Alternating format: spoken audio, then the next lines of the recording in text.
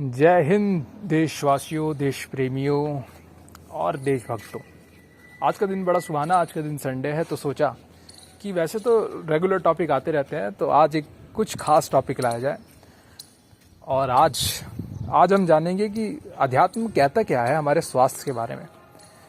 क्या स्वास्थ्य इंसान का महत्वपूर्ण मायने भी रखता है कि नहीं रखता है, और अगर रखता भी है तो उसको संभाले कैसे। स्वास्थ्य आखिर है क्या। तो इसी चीज़ के ऊपर सारे क्वेश्चन इसी में सॉल्व होने वाले हैं। जो भी माइंड में आएंगे वो सारे सॉल्व हो जाएंगे। समग्र स्वास्थ्य सर्वोदन कैसे, ये बुक है श्री राम आचार्य जी द्वारा लिखी गई। तो देखते हैं पहला टॉपिक क्या है कि स्वास्थ्य क्या है।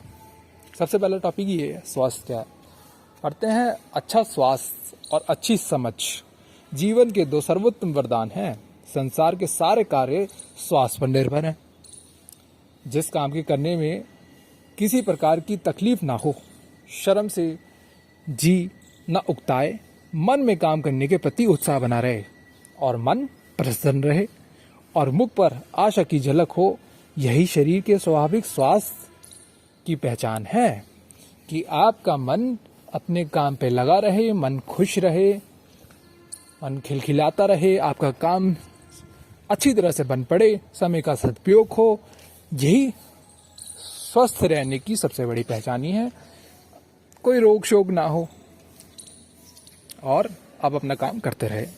हम सभी लोग जानते हैं कि ऐसा आदमी ही बीमार पड़ता है जिसका जीवन नियमित नहीं है, जो अपने समय का सदुपयोग नहीं कर पाता, या तो किसी कारणवश उसका दिनचर्या खराब है और प्रकृति के साथ पूरा सहयोग नहीं कर सका।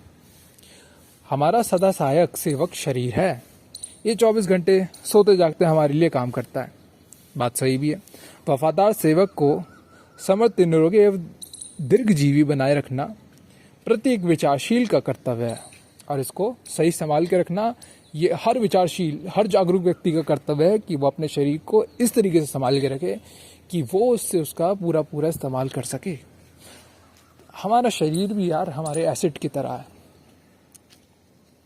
मोबाइल का इस्तेमाल करते हो, कितना संभाल के रखते हो, सजा के रखते हो कि यार मोबाइल है, कहीं ख़राब हो गया तो फिर लेने के देने पड़ जाएंगे, है ना। तो उसी तरीके से हमारा शरीर भी है। जिस तरीके से हम इसको सजाएंगे, संभालेंगे, उसी तरीके से हमारे काम भी आएगा। केवल स्वस्थ व्यक्ति ही धन उपार्जन, सामाजिक, नैतिक, व्यक्तित्व सब कर्तव्यों का पालन कर सकता है। ये तो सभी को पता है कि एक स्वस्थ शरीर ही धन कमाने का सक्षम भी है, कार्य करने का भी सक्षम है और दूसरों की मदद करने का भी सक्षम है। जिसका स्वास्थ्य अच्छा है उसमें प्राण शक्ति अधिक होती है, जिसके कारण सुख शांति और अक्षय भंडार उसे प्राप्त होता है। स्वास्थ्य लाभ के लिए स्वास्थ्य के नियमों का पालन करना आवश्यक है। आदतों और दिनचर्याओं का स्वास्थ्य से घनिष्ठ संबंध है। देखो, आदतें, मैं फिर दोहरा लेता हूँ एक बार, आदतों और दिनचर्याओं का स्वास्थ्य से घनिष्ठ संबंध है। जैसी आपकी आदतें होंगी या जैसी किसी की आदतें होंगी, जैसी किसी का दिनचर्या होगा, वो डिसाइड करेगा उसको आगे आने वाला स्वास्थ्य कैसा होने वाला है। स्वस्थ, अब पढ़ते हैं, स्वास्थ्य गवा बैठने क्या कोई समझदारी है? स्वास्थ्य गवा बैठने में कोई समझदारी है? स्वास्थ्य रहने पर ही कोई अपना और दूसरों का भला कर सकता है। जिस दुर्बलता और अनगता घेरे हुए होगी, वह निर्वाह के योग्य भी उत्पादन ना कर सकेगा। वो खुद का ही ख्याल ना रख पाएगा, खुद के लिए भी पैसे नहीं जुटा पाएगा, दूसरों पर आश्रित रहेगा। आश्रित मतलब दूसरों पर डिपेंड रहेगा। वही प्रावलंबन एक प्रकार से अपमानजनक स्थिति है। भारभूत होकर जीने वाले ना कहीं सम्मान पाते हैं और ना किसी की सहायता कर सकने में समर्थ होते हैं। जो अपना बोझी नहीं उठा पाता, वह दूसरों के लिए किस प्रकार कितना उपयोगी हो सकता है। मनुष्य जन्म अनगणित विशेषताओं और विभूतियों से भरा पूरा है। किसी को भी ये छूट है कि उतना ऊंचाई में उठ सके जितना कि कोई भी महामानव उत्कर्ष कर सका है या उठ सका है। पर यह संभव तभी है कि जब शरीर और मन पूर्णतः स्वस्थ हो। जो जितनों के लिए जितना उपयोगी और सहायक सिद्ध होता है, उसे उसी अनुपाति में सम्मान और सहयोग मिलता है। अपने और दूसरों के अभ्युदय में योगदान करना उसी से बन पड़ता है जो सर्वसमर्थ रहने की स्थिति बनाए रहता है। अपंग, अविकसित तो एहसास दिन दरिद्र दिखते हैं ही है, पर वे इस पंक्ति में भी वह लोग भी सम्मिलित होते हैं जो दुर्बलता और रणगता से ग्रस्त है। देखो यार, अपंग तो चलो मान लिया एक केस है कि यार जन्म सहित अपंग है, किसी के हाथ पैर नहीं है, पर जो हाथ पैर होने के बाद भी ना दुर्बल रहते हैं, जब कोई अस्त व्यस्त जिंदगी के कारण उनके जो ये अपना स्वास्थ्य होता है वो ठीक नहीं चलता, तो वो भी इसी कैटेगरी में आ जाते हैं। प्रयत्न ये होना चाहिए कि वैसा स्थिति ना उत्पन्न हो पाए। यदि किसी कारण इस चपेट में आना भी पड़े तो वह दिन दरिद्र अधिक समय ठहरने न पाए। सच्चे अर्थों में जीवन उतने ही समय का माना जाता है जितने कि स्वस्थ रहकर ही जिया जा सके। बात बिल्कुल सच है कि जितना आप स्वस्थ रह के जिंदगी जी पाए वो असल में आपने वो जिंदगी जी है। ये मेरे लिए भी लागू होती है, पूरी दुनिया के लिए यूनिवर्सल है, सबके लिए लागू होता है। कुछ उपवादों को छोड़कर अस्वस्थता अपनी नीज का उपार्जन है ना। भले ही वे अनजाने में भ्रमवश या दूसरों की देखा देखी न्योत बुलाया गया हो। सृष्टि के सभी प्राणी जीवन, देखो सृष्टि के सभी प्राणी जीवन भर निरोगे रहते हैं। मरण काल आने पर जाना तो सभी को पड़ता है, ये नियति का व्यवस्था है, पर इसमें किसी का चारा नहीं है। पर निरोगे रहना जीवधारी का जन्मसिद्ध अधिकार है। जिन प्राणियों को किसी बंधन में बंधे रहने की व्यवस्था नहीं होती, वे सभी जन्म से लेकर मरण तक प्रयत्न निरोगे रहते हैं। स्वच्छंद जीवन जीने वाले पशु पक्षियों, मतलब खुला जीवन, मतलब आज़ादी से जीने वाले जिंदगी जीने वाले पशु पक्षियों में कभी भी किसी प्रकार की बीमारी नहीं पाई जाती। कोई दुर्घटनाग्रस्त मर जाए तो फिर बात अलग है। मनुष्य की उच्छृंखल आदतें, मनुष्य की बुरी आदतों की वजह से वो बीमारी बनती हैं। जीभ का चटोरापन अतिशय मात्रा में अखाद्य खाने के लिए बाधित करता रहता है। बेकार का चटोरापन वो अनाप शनाप खाने के लिए बाधित करता रहता है ना। जो जितना भार उठा नहीं सकता उतना लादने पर किसी का भी कचूमर निकल सकता है। पेट पर अपच भी इसी कारण चढ़ दौड़ती है। बिना पचा सड़ता और सड़न को रक्त प्रवाह में मिल जाने से वह जहाँ भी अवसर मिलता है वहाँ रोग का लक्षण उभार पड़ता है। अनाप शनाप खाने से, एक बार खाने से और या ज़्यादा खा लेने से जो शरीर हमारा जो एक हमारा यंत्र है वो जो काम कर रहा है उसमें खराबी भी आ सकती है। अब इतना काम करोगे और लोड डालोगे अपच पड़ जाएगा, सड़न पड़ जाएगी, और जो सड़न होगी फिर वो खून में मिल जाएगी। खून से आप अपच पैदा होगी, जहाँ उसे मौका मिलेगा वहाँ हमें बीमार कर देगी, है ना। कामुकता की कुटेव जीवन शक्ति को बुरी तरह क्षरण करती है और मस्तिष्क की तीक्ष्णता का हरण कर लेती है। अब तो देखो यार, तुम समझदार हो, कामुकता मतलब तुम्हें पता है क्या है। अगर जो ये काम करता है तो उसकी बुद्धि में उसका प्रभाव पड़ता है या थकान होती है। उस वजह से उसके जीवन में उसका असर भी पड़ता है और साथ साथ में उसकी बुद्धि भी भ्रष्ट कर जाता है। गलत चीज़ें वो सोचने लगता है। अस्वच्छता, पूरी नींद ना लेना, कड़े परिश्रम से जी चुराना, नशेबाजी जैसी कुटेवी भी स्वास्थ्य को जर्जर बनाने का निमित्त कारण बनती है। खुली हवा और रोशनी से बचना, घुटन भरे वातावरण में रहना भी रणगता का एक बड़ा कारण है। भय या आक्रोश जैसे उतार चढ़ाव भरे ज्वार भाटे भी मानव विकार बनते हैं और व्यक्ति को सनकी, कमजोर एवं बीमार बनाकर छोड़ते हैं। अस्त व्यस्त वही नींद पूरी ना होना, रात को 1:30 बजे तक उठना, है ना, उससे दिनचर्या बिगड़ता है, नींद पूरी नहीं होती और सुबह को ऐसा रहता है कमजोरी सी रहती है, दिमाग सही प्रकार काम नहीं करता है। अस्त व्यस्त खाना तो बता ही दिया, अस्त व्यस्त खाने से क्या होता है। घुटन भरे वातावरण में रहे, कमरे में बैठे हुए हैं, बंद करके बैठे हुए हैं अपने आप को, मतलब कि बाहर खेल नहीं रहे हैं, कूद नहीं रहे हैं, बाहर खुली हवा में या फिर सूरज की थोड़ी देर के लिए कांटेक्ट में नहीं आ रहे, घुटन वाले वातावरण में, है ना। हंसती हंसाती जिंदगी जीने वाले प्राय स्वस्थ ही रहते हैं, स्वस्थ ही रहते हैं और लंबी जिंदगी जीते हैं। कौन नहीं जीता भाई? अगर जो हंसती हंसती जिंदगी जिसकी चल रही हो तो लंबी जिंदगी जीता है। अपने ऊपर औचित्य का अंकुश लगाए रहा जाए तो दुर्बल पड़े रहे या बीमार रहने वाला अवसर ही नहीं आए।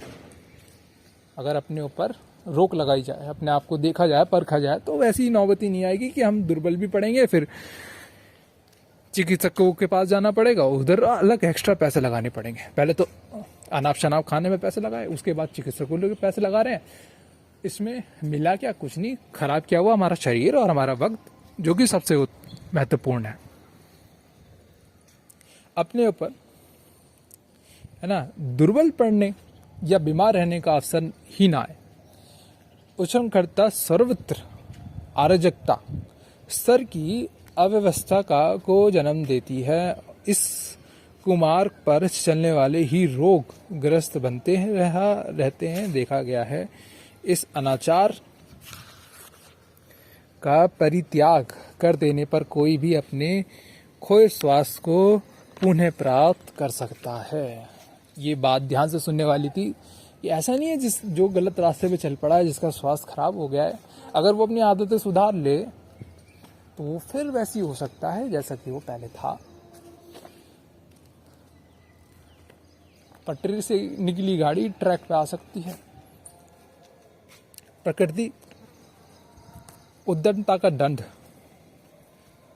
हाथों हाथ देने में निष्पक्ष न्यायाधीश की तरह व्यवहार करती है, किंतु साथ ही इतनी दयालु भी है कि गलती मान लेने, आदत सुधार लेने और रास्ता बदल लेने पर क्षमा भी कर देती है। कितनी स्वास्थ्य गवा बैठने वाले लोग अपनी आदतें सुधार लेने के उपरांत पुनः स्वास्थ्य और समर्थ बनते देखे गए हैं। यह रास्ता सभी के लिए खुला है ना। दंड के प्रतिफल की अपेक्षा करते रहने वाले ही बहुधा कुमार्ग पर चलने और कुकर्म करने पर उतारू होते हैं। यदि ये समय रहते समझा जा सके कि अर्थव्यवस्था अपने लिए और अपने साथियों के लिए कितनी कष्टकार हो सकती है ना, तो लोग में हाथ डालकर, ये कुछ इस प्रकार है जो लोग आग में हाथ डालकर महत्वपूर्ण अंग को गवा बैठने जैसी भूल कर रहे हैं। दुर्बल शरीर इतना परिश्रम पुरुषार्थ भी नहीं कर सकता कि वो निर्वाह की आवश्यकताओं को अपने बलबूते पूरा कर सके। पैसे भी कमाने मुश्किल पड़ जाते हैं, है ना। बीमारों का कष्ट चाबुक से पीटने, हथौड़े से कूटने के समान कष्टकार होता है। वो आए दिन रोज तंग करता रहता है।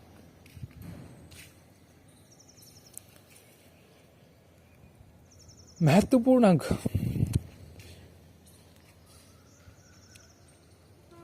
परिचार्य में जिन आदमियों को लगना पड़ता है उनका समय नष्ट होता है, इलाज का खर्च भी कम महंगा नहीं पड़ता, घर में पूर्व संचय न होने पर कर्ज लेने के कारण घर बार कपड़े सब बिक जाता है, और कितनों को खर्चीला उपचार न जुटा पाने में अकाल मृत्यु का भी सामना करना पड़ता है।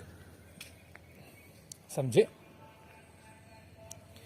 कि भाई अगर एक बार स्वास्थ्य बिगड़ा और बात ज़्यादा आगे बढ़ी तो स्वास्थ्य तो गया, ज़्यादा पैसे भी लगेंगे और हो सकता है कुछ ज़्यादा ही लग जाए, जिससे घर बार बेचने तक की नौबत आ सकती है, गहने गिरवी रखने तक की नौबत आ सकती है, या फिर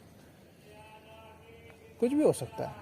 और जिसके पास, जिन बेचारों के पास ये भी नहीं होता है तो उनको अकाल मृत्यु का सामना करना पड़ता है। स्वयं को भी देखो, सहानुभूति का शिष्टाचार तो स्वजन संबंधी निभाते ही। कोई भी होगा, जो भी बीमार पड़ा व्यक्ति होगा, उसको सहानुभूति तो हर कोई दिखाएगा यार, हर कोई सहानुभूति दिखाता है, पर मन से उन्हें भी रोगी भारभूति लगता है। और मन से सभी को पता है कि रोगी भी जानता है, वो भी जानता है कि यार देखो सहानुभूति तो सभी देते हैं, पर मन से कहीं ना कहीं भारभूत लगता ही लगता है कि यार क्या है। और उनसे अच्छा ना हो सके तो फिर बुरा हो जाने की कामना भी मन करने लगता है कि यार देखो यार, स्वास्थ्य तो बिगड़ी है, मौत मृत्यु तो आने वाली है, जल्दी आ जाए। ये मैंने सुना है एक्चुअली में, तो फिर मैं शेयर कर रहा हूँ। अब ना ऐसे जी के भी क्या फ़ायदा है, स्वास्थ्य तो खराब हो ही गया है, मौत ही जल्दी आ जाए। कामना करता है इंसान मौत ही आ जाए, पर यह नहीं कि उसको जीवित रहते समय उसको अपने स्वास्थ्य बिगाड़ने से रोक देता ना। और वैसे भी उसकी क्या दोष है यार, दोष तो अपना स्वास्थ्य खुद बिगाड़ने वाले का है। और उस जिसका स्वास्थ्य बिगड़ा होता है ना, स्वयं को भी ऐसी जीवन में कोई रस नहीं आ जाता, रह जाता, ज्यों का त्यों करके ही मौत दिन पूरे करने पड़ते हैं। कि फिर उसकी भी ज़िंदगी में क्या रह जाता है, स्वास्थ्य तो बिगड़ गया, अब जैसे तैसे ज़िंदगी काट रहा है और मौत का इंतजार कर रहा है। प्रकृति की बात तो सोचते हुए भी नहीं मिलती, और प्रकृति तो फिर वो क्या ही सोचेगा यार जिसका स्वास्थ्य बिगड़ गया। जब जीवित लाश की तरह ज़िंदगी ढोई जाती रही होती है, तो फिर अभी देखो योजना किस बलबूते बने। तो सही बात है, जब कोई जिसका स्वास्थ्य बिगड़ गया हो और ज़िंदगी ऐसी बीत रही हो जैसे कि मरा हुआ लाश है ना, कुछ मतलब कोई किसी काम का ना रह गया हो, कोई गोल ना रह गया हो, कोई लाइफ में उत्साह ना रह गया हो, कोई उम्मीद ना रह गई हो, तो फिर वो कैसी योजना बना लेगा कि मैं अपनी ज़िंदगी में ये अचीव करूँगा, ये मेरा गोल है और मैं ऐसा बनना चाहता हूँ। कैसे कर लेगा?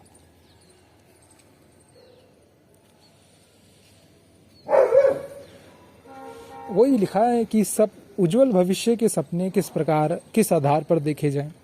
ये सब दुखद संभावनाएं मात्र एक ही कारण अवरोध बनकर खड़ी होती हैं कि शरीर के साथ मन भी अस्त व्यस्त रहने लगता है। बहुत गहरी बात है कि देखो यार, शरीर तो बिगड़ता है, उसके साथ मन भी तो अस्त व्यस्त रहता है। जिसको रोग है उसके अंदर, सभी को पता है, उसके अंदर चिड़चिड़ापन, खींचपना, जलन जैसे कई सारी भावनाएं आ जाती हैं। और पहले से तो वो खुद से परेशान है, फिर वो दूसरों को परेशान करता है। क्या लिखा है? ये दोनों एक साथ जुड़े जो हैं। मन को 11वीं इंद्री कहा गया है। इंद्रिय एक हमारा मन भी होता है। जिस प्रकार बीमार व्यक्ति की सभी इंद्रियां असमर्थ अनुभव करती हैं, चाहे वो आँख हो, कान हो, नाक हो, गुर्दा हो, फेफड़े हो, पेट हो, त्वचा हो। अगर बीमार पड़ा व्यक्ति है तो उसको उस समय में सब कुछ बेकार लगता है, उसकी कोई भी इंद्रिया सही काम नहीं कर रही होती। और मन को भी 11वीं इंद्रिय कहा गया है अध्यात्म में। इसका मतलब मन भी सही काम नहीं कर रहा होता है, मन भी ठिकाने में नहीं होता है, अच्छा नहीं लग रहा होता है, लग रहा होता है कि हम कहाँ फंस गए भाई। जिससे क्या होता है, बीमारी के प्राय क्या होता है, चिड़चिड़ापन देखा जाता है।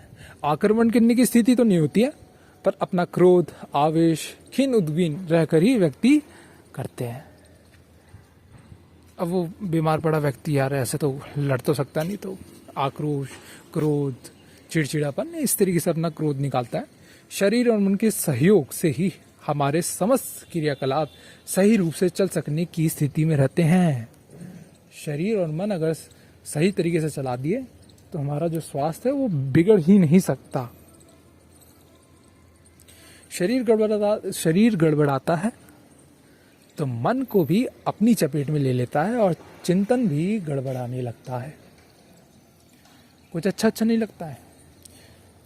पढ़ाई की तो दूर की बात, अगर बीमार पड़े, अब तो बीमार बिना पढ़े भी कोई, चलो वैसी किताबों में मैंने देखा है लोग ध्यान नहीं लगाते हैं। कभी कभी बचपन में हमारा भी नहीं लगता था, और जब बीमार पड़ते थे तो बिल्कुल ही नहीं लगता भाई। फिर तो बहाना भी मिल जाता है, यार मैं तो बीमार, कैसे कर लूँ, क्या ही कर लूँ, है ना। शरीरगत अशक्तता, रणगता, बेचैनी तो स्वयं ही सहन करनी पड़ती है, और यार ये सब भी तो खुद ही सहन करना पड़ता है।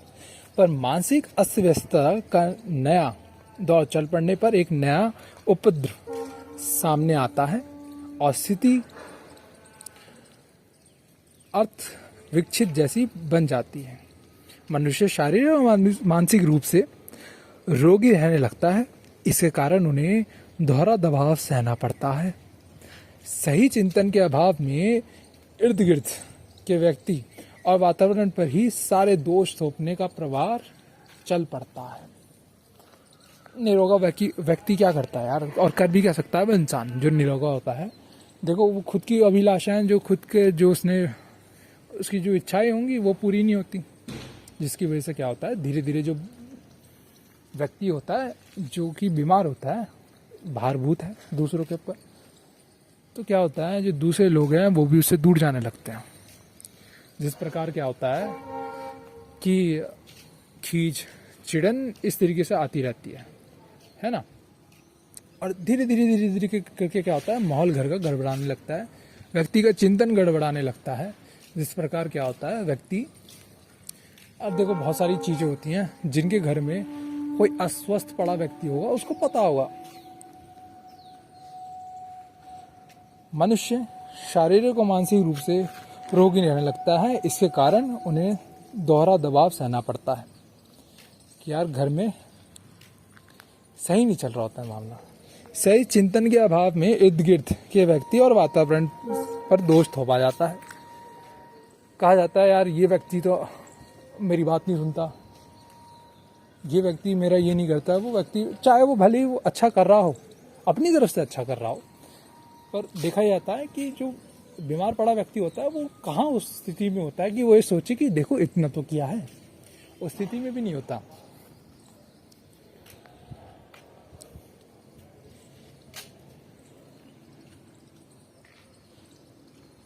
पीड़ित स्थिति में कुछ महत्वपूर्ण कार्य एवं उपार्जन तो बन नहीं पड़ता, साथ ही चिकित्सक पद आदि का अतिरिक्त वह भार और बढ़ जाता है, जिससे सामान्य स्तर के लोगों के सामने आर्थिक कठिनाई भी दिन दिन बढ़ती जाती है।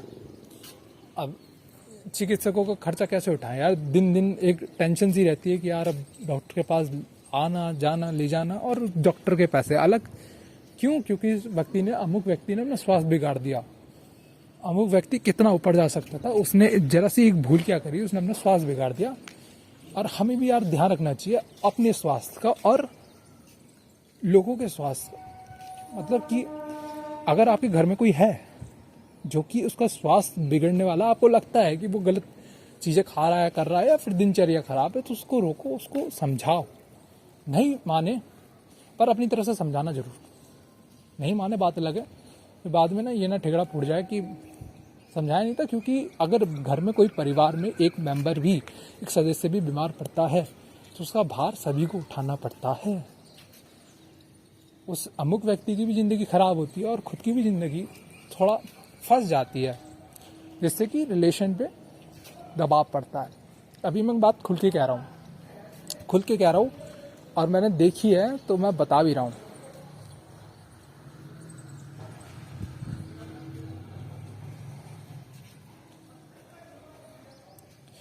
जमा पूंजी चूक जाने पर चिकित्सक का देखो यार, जमा पूंजी भी खत्म हो जाने पर चिकित्सक के अतिरिक्त पारिवारिक निर्वाह में भी अड़चन खड़ी हो जाती है कि अब देखो डॉक्टर के पास तो पैसे जा ही रहे हैं।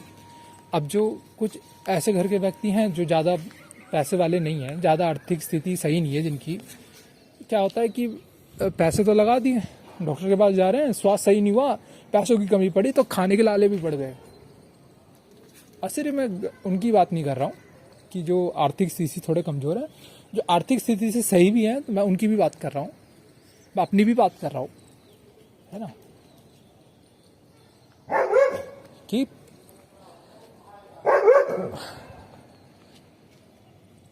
यार देखो, स्वास्थ्य किसी भी चीज से ज्यादा बड़ा होता है। इसमें न केवल रोगी वरन उसका परिकर भी एक नई विपत्ति में फंस जाता है। सहानुभूति दिखाने वाले, पूछताछ करने वाले आते हैं तो उनका अतिथि सत्कार भी करना पड़ता है।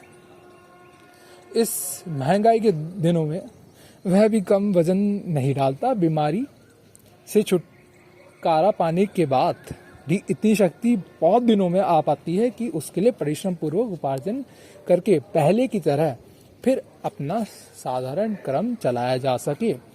अब एक काफी समय से बीमार पड़ा व्यक्ति है जो कि बहुत कष्ट झेला, बहुत बीमार पड़ा व्यक्ति। अब वो सही हुआ, स्वास्थ्य, उसने पैसे भी लगाए, स्वास्थ्य भी ठीक करा, रिश्तेदारी भी ठीक करी, बाहर से अपने उठा, तो अब उसको अपने दिनचर्या फिर से वैसे बनाने में, फिर से 100% अपनी पावर डालने में, फिर से दिनचर्या सुधारने में, फिर से अपने आप को उस उस परिश्रम वाले स्थिति में लाने भी बहुत समय लग जाता है।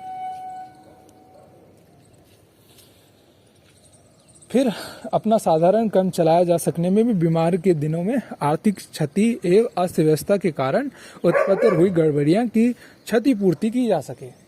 और व्यक्ति को फिर उसके बाद परिश्रम भी करना पड़ता है अलग भारभूत कि वो जो चिकित्सकों को पैसा गया, जो पैसा दवाइयों में खर्च हो गया, उसकी क्षतिपूर्ति भी कर सके। देख रहे हो कितना बर्डन बढ़ जाता है अगर किसी का स्वास्थ्य बिगड़ जाए तो। सामाजिक या राष्ट्रीय दृष्टि से हर रोगी समुदाय को क्षति पहुंचाने वाला अपराधी है। अब ये बहुत महत्वपूर्ण बात आ रही है, बहुत गहरी बात आ रही है। थोड़ा इसको ना इस तरीके से समझना कि ये थोड़ा सा अब राष्ट्र के ऊपर बात आ रही है। अब देखो, भारत देश या फिर कोई भी अन्य देश किससे बनता है? समाज से ही बनता है। समाज क्या हुआ? हम समाज में रहने वाले लोग। अब ये ना दृष्टि कहाँ तक देखी जा रही है? अब एक परिवार तक नहीं देखी जा रही है। अब ये ना, अब वो व्यक्ति जो अमुक व्यक्ति जो बीमार पड़ा है वो एक समाज का हिस्सा भी तो है। हम सब परिवार तो हैं। अगर पड़ोसी भी मान के चल रहे हो तो पड़ोसी के काम नहीं आएगा तो कौन आएगा, है ना? तो अब इस तरीके से बात आ रही है कि सामाजिक राष्ट्रीय दृष्टि से हर रोगी समुदाय को क्षति पहुंचाने वाला अपराधी है। भले ही उसे दंड देने का कोई प्रावधान नहीं है, कोई कानून नहीं है उसको दंड देने वाला, पर वो भी अपराधी है जिसने अपना स्वास्थ्य खुद खराब कर लिया। क्यों है? भले ही निर्दोष, दया, सहानुभूति या सेवा का पात्र समझा जाता है। भले ही उसको सहानुभूति दिखाई जाती हो, दया दिखाई जाती हो, या फिर कहा जाता है अरे यार बेचारा, पर वो एक तरीके से क्षति पहुंचा रहा है। क्यों पहुंचा रहा है? कारण की रणगता प्रकारांतर से समुच्चय समाज पर अविनाशक भार डालती है। कैसे डालती है? अगर किसी परिवार में अमुक व्यक्ति बीमार है तो उसका प्रभाव उस परिवार में पड़ेगा, परिवार से भी फैलेगा। और ये एक व्यक्ति की बात नहीं कर रहा हूँ, कितने सारे व्यक्ति होंगे यार इस समाज में जिनका स्वास्थ्य अनाप शनाप खाने से या दिनचर्या बिगाड़ लेने से बिगड़ा होगा। मैं एक उदाहरण देता हूँ, बहुत प्यारा उदाहरण है। एक जगह ठेला लगा हुआ था फल का, और उसी के जस्ट सड़क क्रॉस करके ठेला लगा हुआ था बर्गर वाले का। अब आप समझ गए होंगे, इससे ज़्यादा मुझे बताने की ज़रूरत नहीं है कि फल वाले के ठेले में कोई भी नहीं दिखा मुझे। सुबह से शाम मैंने उससे पूछा तो कहा कि आते रहते हैं, 2-3 करके लोग आते रहते हैं, ज़्यादा नहीं आते मतलब। और जो बर्गर वाला था उससे पूछने की ज़रूरत ही नहीं पड़ी, क्योंकि आधी भीड़ जाती थी, आधी भीड़ आ जाती। और 3-3 कढ़ाइयाँ चढ़ी रहती है, 4-4 कढ़ाइयों में, कंटेनरों में खाना बन रहा होता है। खाना क्या यार, वो ऊट पटांग चीज़ें, चाउमीन, बर्गर, मोमोज, यही बन रहा होता है। टिक्की विक्की रखी रहती है। कितने रुपए का बर्गर है भैया? 40 रुपए का। और वो वही फल, जब सीजनल फल होते हैं उससे कम सस्ते मिल रहे होते हैं।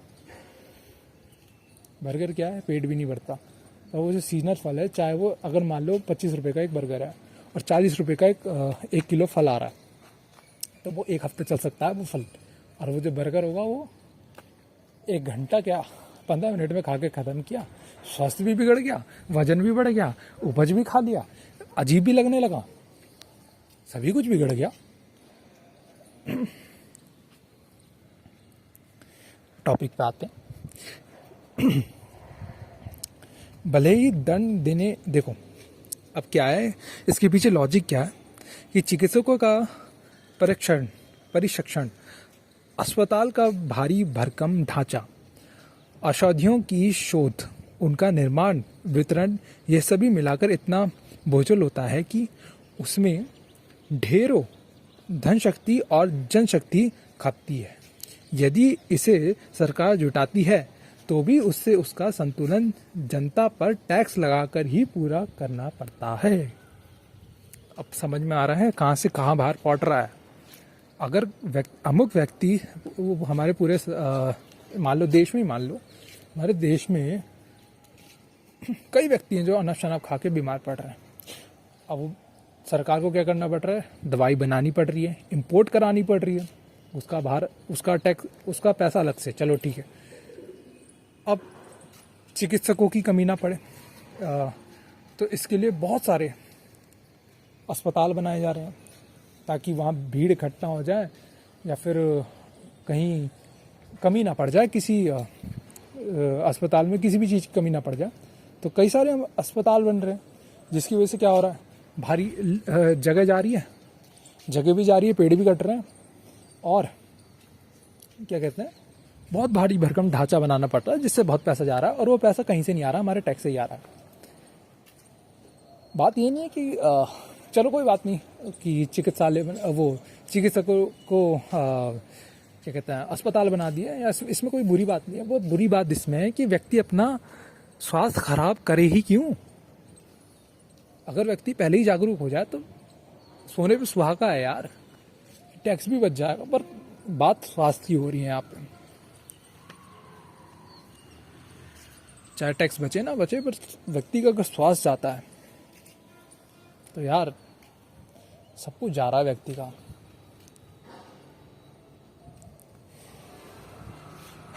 अब टैक्स की बात चल रही है, यदि इसे सरकार जुटाती है तो भी उसका संतुलन जनता पर टैक्स लगाकर ही पूरा हो जाता है। यह राशि यदि बचाई जा सकी होती तो शिक्षा, संवर्धन, उद्योगों के संवर्धन जैसे उपयोगी कामों में लगती और सार्वजनिक प्रगति में सहायक होती। अच्छा, ये जो टैक्स बचता ये किसी और कार्यों में भी लग सकता था, सरकार किसी और कार्यों में भी लगा सकती थी। उन सब में कटौती करके ही रोगियों के लिए उपचार के साधन जुटाए जाते हैं। पर और जगहों से टैक्स काट के, है ना, और जगहों की जगह जहाँ पे बजट होता है उससे आधा आधा निकाल के रोगियों के लिए निकाले जाते हैं। यदि कोई व्यक्ति निजी साधनों से चिकित्सा करता है तो भी चिकित्सकों के प्रशिक्षण और औषधि निर्माण को जो ढांचा खड़ा किया गया है उसमें प्राकरंतर से जन साधनों का नियोजन हुआ तो देखा ही जा सकता है। यह प्रत्यक्ष न सही परोक्ष रूप से राष्ट्रीय हित में हुई कटौती ही समझी जा सकती है। काम में उत्पादन में कमी पड़ना, जहां व्यक्ति की निजी हानि है वहां उसके कारण राष्ट्र की समुदाय समृद्धि एवं प्रगति को हानि पहुंचती है। रोगी की छूट दूसरों को भी लगती है। अभी कोई रोगी व्यक्ति है, जिस तरीके का वो वातावरण क्रिएट करेगा, चाहे वो खीज हो, नफरत हो, चिड़चिड़ापन हो, वो चिड़चिड़ापन निकालेगा किसमें? जो रोगी के प्रति सहानुभूति रख के उसका काम कर रहा है, परिवार वाले। अब जो रोगी व्यक्ति खीज उत्पन्न करेगा, किसके ऊपर उत्पन्न करेगा? जो काम कर रहा है। ऐसे में क्या होगा? चलो एक बार सहन कर लिया, 2 बार सहन कर लिया, 4 बार सुन लिया, 5 बार सुन लिया, एक बार व्यक्ति बोलेगा तो सही, व्यक्ति ये बोलेगा, क्या बोलेगा कि समझाएगा तो पहले रोगी व्यक्ति, और रोगी व्यक्ति माना नहीं तो लड़ाई होनी पक्की है। उसके श्वास में, मल मूत्र में जो अतिरिक्त गंदगी विषाक्तता रहती है वह घूम फिर के अनेक लोगों के प्रत्यक्ष या परोक्ष रूप से प्रभावित करती है।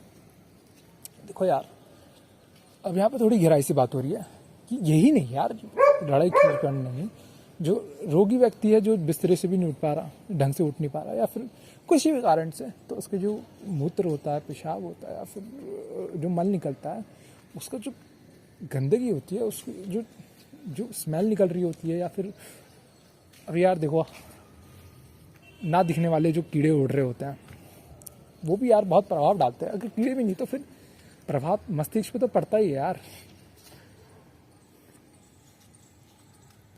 इंद्रियों में प्रभाव पड़ता है।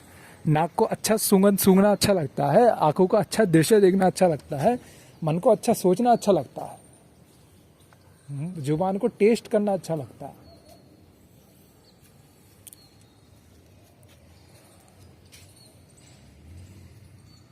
यार देखो, इसे जनसाधारण की क्षति ही मानना पड़ेगा, भले ही वे साधारण जैसे दिख पड़ती है और क्यों ना हो। ये जो रोग होता है चाहे वो साधारण दिखता हो, पर वो समाज पर असर डालता है, क्योंकि हम एक सामाजिक व्यक्ति हैं। हम एक सामाजिक व्यक्ति हैं और समाज में असर डालता है। हम खुदगर्ज बन के ये नहीं सोच सकते कि मैं बीमार पड़ा तो क्या हुआ, किस पे क्या बीमार पड़ा। नहीं यार,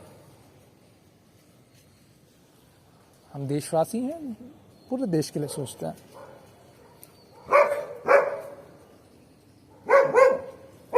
देखो, जो लोग अपने स्वास्थ्य, अब उन लोगों की बात आ रही है जो लोग अपने स्वास्थ्य को या तो संभाल लेते हैं या तो संभाल के रखते हैं। जो लोग अपने स्वास्थ्य को सदा संभाल कर रखे हुए थे, वह इस रोग, देखो अच्छा, जो लोग अपने स्वास्थ्य को संभाल के रखे हुए होते हैं ना, रोग प्रदूषण से कहीं ना कहीं प्रभावित हो सकते हैं। अब उनकी जिंदगी में असर पड़ सकता है। अगर कोई रोगी के साथ है और वो रोगी मायूस तो रहेगा ही, खींच बना तो रहेगा, या चिड़चिड़ा बना, या दुखी तो रहेगा ही, तो उसका प्रभाव जो अच्छा मानसिकता रखने वाला व्यक्ति है उस पर पड़ेगा, नहीं पड़ेगा। भले ही चाहे फिर उसको दया आए उस पर, चाहे उसे गुस्सा आए, तो फिर उसका मन तो खराब हो रहा है ना दूसरे का भी।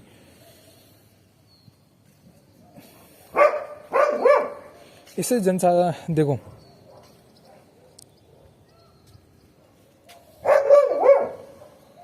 वहीं रोगियों की संख्या बढ़ने से अवनति का प्रभाव चल पड़ता है। जो शक्ति दीवार उठाने में लगानी चाहिए थी, वह खाई पीटने में खपा जाती है।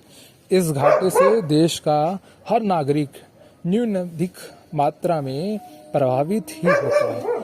अब मान लो हर एक घर से अगर एक व्यक्ति को भी रोग पड़ जाए, तो सारा परिवार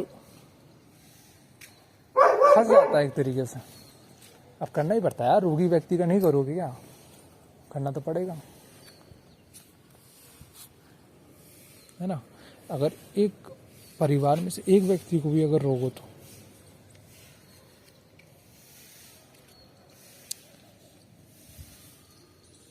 जो शक्ति, देखो इसलिए व्यक्तित्व रणगता भी सामाजिक क्षति के रूप में फैलती होती है।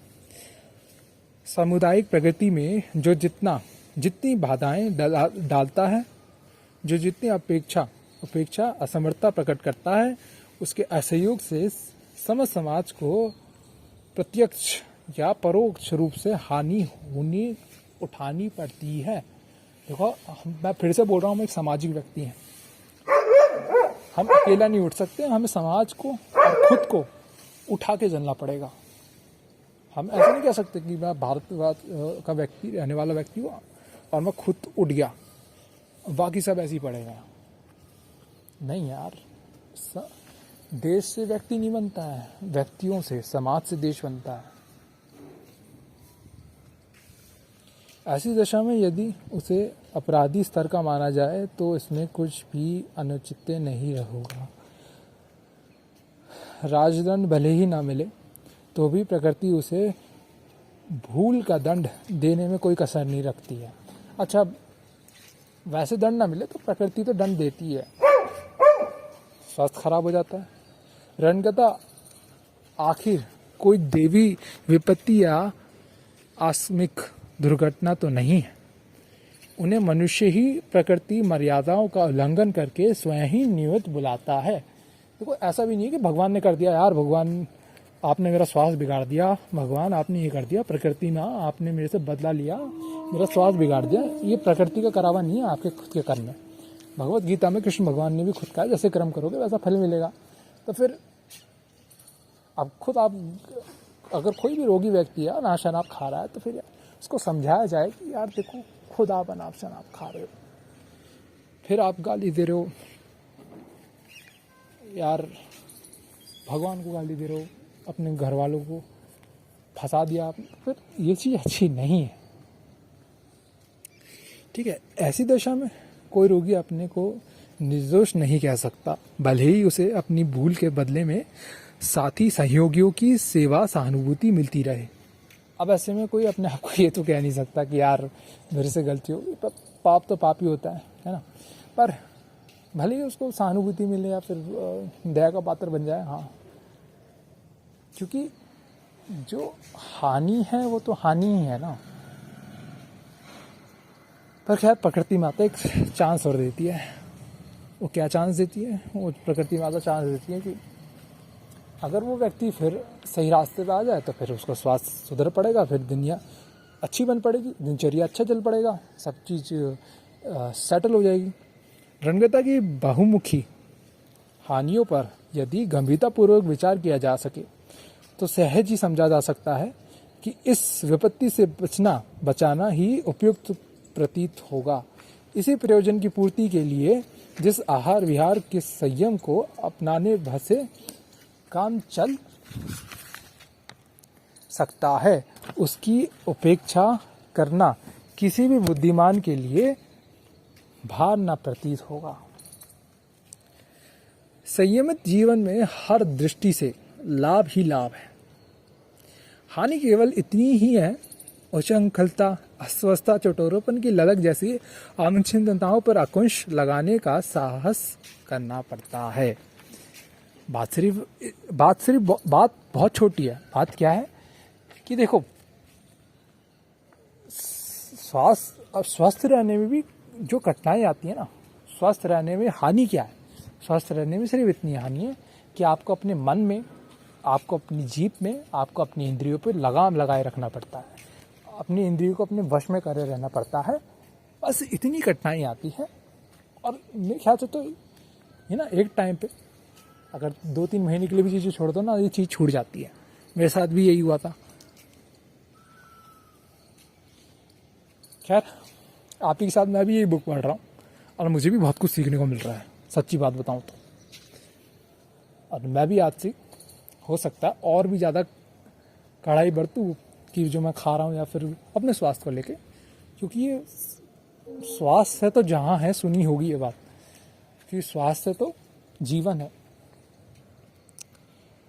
रोगों से लड़ने में जितनी शक्ति खर्च होती है, अब देखो यार, रोगों से भी लड़ना पड़ता है। अगर बीमार पड़ जाए तो उसको यदि संयम बरतने जीवनचर्या में स्वस्थता का समावेश करने में लगाया जा सके तो इतने भर से समग्र स्वास्थ्य रक्षा की गारंटी मिल सकती है। उस आधार पर उस शास्त्र वचन के अनुरूप लाभ उठाया जा सकता है जिसमें आरोग्य को धर्म, अर्थ, काम और मोक्ष का मूल साधन माना गया है।